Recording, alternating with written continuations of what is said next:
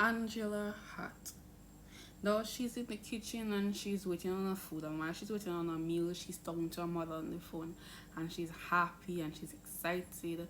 You know when you order your good meal, and like you just can't wait for that box of pizza to reach because you've been craving it all day. That's the look she has, and the delivery man brings her meal, and she tells her mother, "I'll call you back, mommy. My food is here. I'll talk to you later." No, she gets her meal and she comes back inside and she's looking at it like, yum. Only for her double to ring again, and it's the delivery man saying that his battery is dead and he needs to call his boss to let him know what's going on. So she, being the kind-hearted person that she is, opens the door and she's gripped by her neck.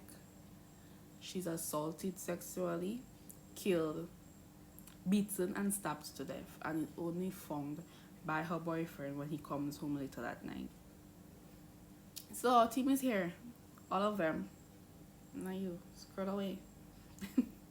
Yeah, they're here, and we are on our Law and Order season 23, episode 12 recap. Let's get into what happened. Now Angela is dead and she is a therapist. Now they question obviously her boyfriend because who are we going to go to first? The boyfriends, the husbands, the wives, the girlfriends. So they questioned him, asking him what going on, what happened and everything, and he was like, I was at a game, watching a Yankee game in the bar, I came home, she's dead, or that, I called 911. Now, they started to go a little digging, so they went to see her mom. No, he mentioned the fact that she was such an amazing person, but the only bad thing about her, and she had no enemies, the only bad thing and the only bad people she was interactive with would be her clients. She's a therapist for killers and rapists. So anybody that was parole or came out of prison, she's supposed to be like their counselor. So they go to her mom to talk to her mom and everything. And her mom is like, yeah, there was a good relationship with her boyfriend. The only thing she was worried about was her job and everything and so on. So her mother led them to the fact that the second person that they're looking at, the delivery man, that she was on the phone when her food came and everything. So obviously they're going to look into him, right? Because she will have to give him access to her home. Now in questioning him, he said that he only dropped the food off at the door and he had evidence to show that he went and dropped off other food stuff for other people, and that when he was leaving he saw a man outside with a baseball cap and a jacket. Now that's the exact same thing her boyfriend was wearing the night when she was killed. So obviously we go looking for him and we arrest him for what we call it, questioning, right? We arrest him for questioning. Now they question him and saying that he probably do it because he has two assault charges already and all that kind of thing, and he's like, no, I love that, I love that. And then boss lady, she comes in and she's like, here's a list of her clients, which one have she heard or talked to? Boss lady right there. Now they're like, he's watching for the list and he's like, oh, that Sean Payne guy, she talked about him because he sent a letter to her from prison saying how she's an amazing woman and how he can't wait to get out so they could be friends and even probably more than friends. So we're going to look for him. And at the same time, we have Nolan getting a phone call from the guy who was out of prison victim, Catherine.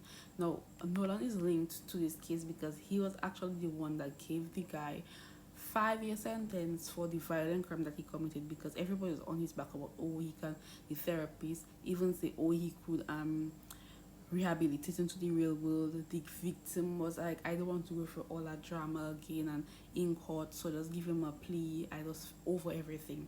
I just want to get over it. Now they went to ask Nolan why he do that or whatever. He was like, explain to them exactly what I said, and he gets a call from his first victim, Catherine, and she's like, he left me a love letter and come and see what he left me. Now on the love letter that he left a phone number, and tracing it they get his location and he's arrested. Now they question him like, oh, we have your DNA on the body, and did you kill and stuff, and he's like, bad things happen to bad people all the time, she was a whore. Now you know we're upset. Like, how dare you kill somebody and call her a whore? He flipped her chair and shit. That was so cool. I love him for that. Like, you don't there. So, anywho's, they go into the court case, and the judge just, no matter how they turn and twist, the judge just wasn't having it for their side, and he was going against them in everything. No, the DA decided that he wanted to try the case instead of having Nolan be first chair. What is his name? Brent Baxter, right? DA Baxter decided he wants to be first chair and Nolan can be second chair, because since Nolan tried in the first time, they don't want to do like, he trying to gain points, or he trying to like fix his wrong.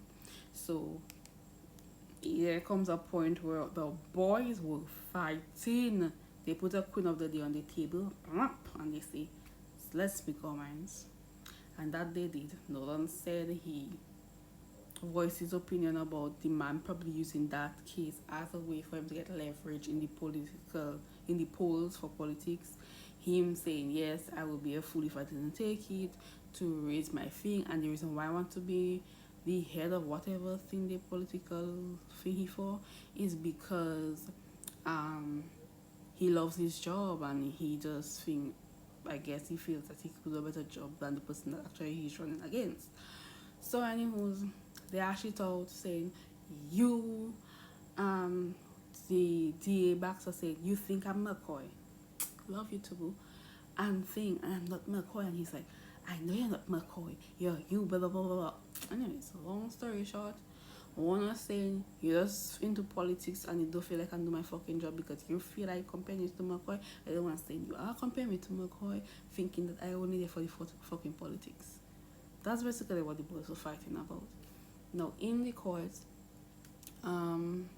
when Sean, which is the assailant, took the stand, he made a case saying that, how him and the therapist, they had sex, and when he left, he saw the boyfriend outside the door, and he just passed him straight, and he needed a condom because he had one. Now for the entire case, his lawyer has been trying to pin the murder on the boyfriend because of he had 2 assault charges. He was a bouncer. Of course he'll beat somebody up when they're a bouncer, and they might file charges against you because they're drunk as fuck and they feel embarrassed. Duh. And then also because he sent a message saying how he could strangle her and stuff like that because he was upset that night, and she was questioning about some co-worker he was talking to. So that was just piling up and up and up, and they want to like pin it on our boy, but at the end they couldn't, because guess what? Nolan saw something nobody else saw. That son of a bitch rapist Sean, he was trying to carve an S into the therapist's leg. And guess what?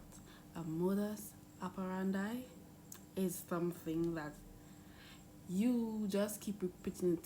It's a pattern. You keep repeating it in every thing you're in. And he did that same thing with the first lady that his first victim that he went to jail for. He carved an S in her leg after assaulting her. The only thing is, he started the S, but he didn't finish it with the therapist because he was most likely interrupted. And they brought it to the judge. He wanted to throw it off, but guess who? Baxter called his bluff, and he allowed them to use the evidence. They brought the first victim in court to testify. She did a great job, even though she almost like froze. And they got a guilty verdict, but it was sweet and sour, because as much as that son of a bitch is going back to jail, and I hope for a very long time, his first victim tried to commit suicide. I guess it was really too hard on her, and yeah, I hope she survives. And she was actually in the hospital when Nolan got the call. So that's exactly what happened, and I do hope you enjoy the episode this week. I'm very tired. It's night here. I do all my reviews at night, so forgive my buddy. It's a good fight apart. Bye.